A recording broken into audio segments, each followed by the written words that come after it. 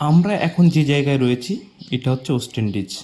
আর আমার পিছনে দেখা যাচ্ছে ওটা হচ্ছে আমাদের জাহাজ। কারণ আমার পিছন থেকে দেখা যাচ্ছে একটাই কারণ, আমরা এখন যাচ্ছি বাইরে ঘুরতে। কারণ ওয়েস্ট ইন্ডিজে আসলাম আর বাইরে যাব না, এটা হয় কি করে? তো সুযোগ পেতেই আমরা বাইরে চলেছি।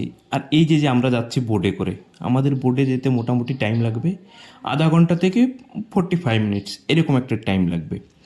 আর আমাদের এই বোটটায় যেতে যেতে এই যে সাইড সিনটা দেখা যাচ্ছে, যে সবুজ গাছ, পাহাড়, ওই পাহাড়ের উপর যে গাছগুলো এত সুন্দর দেখা যাচ্ছে, কিন্তু যে পাহাড়ের গাছটা আর এই জলের কালারটা একদম একই রকম কালার, সবুজ রঙের। এইখানে দেখলে আরও ভালো বোঝা যাবে, মানে এত সুন্দর একটা সিন।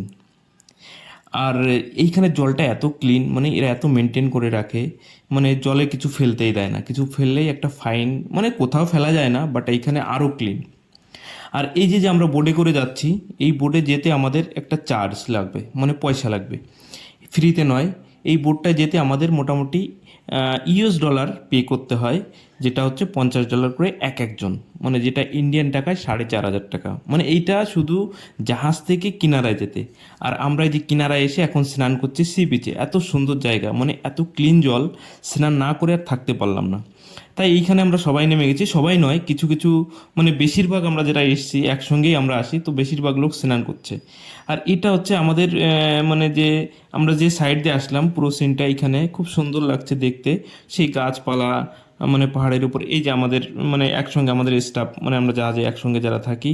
আর এইখানটায় দেখলে বোঝা যাবে জলটা এত ক্লিন, মানে সত্যি এত ক্লিন জল খুব কম দেখা যায়।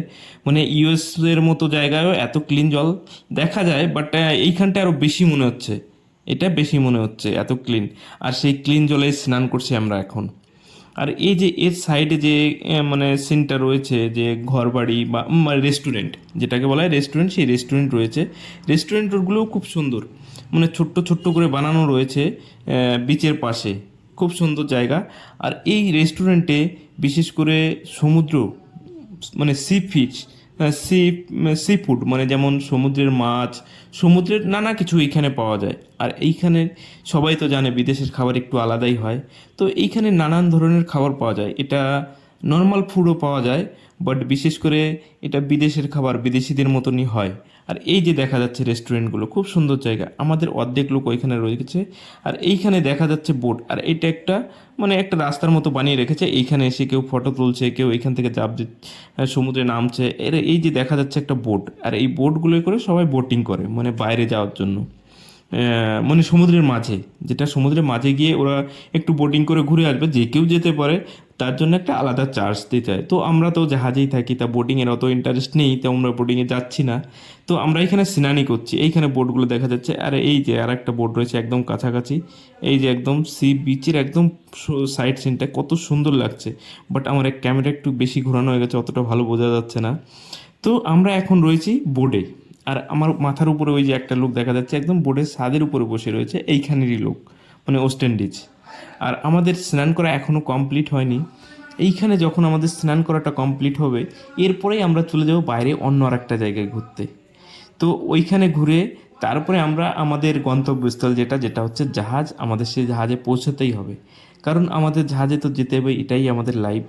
মানে অনেক দিন পর একটু সুযোগ পাই বাইরে যাওয়ার জন্য, যখনই কিনারায় আসি।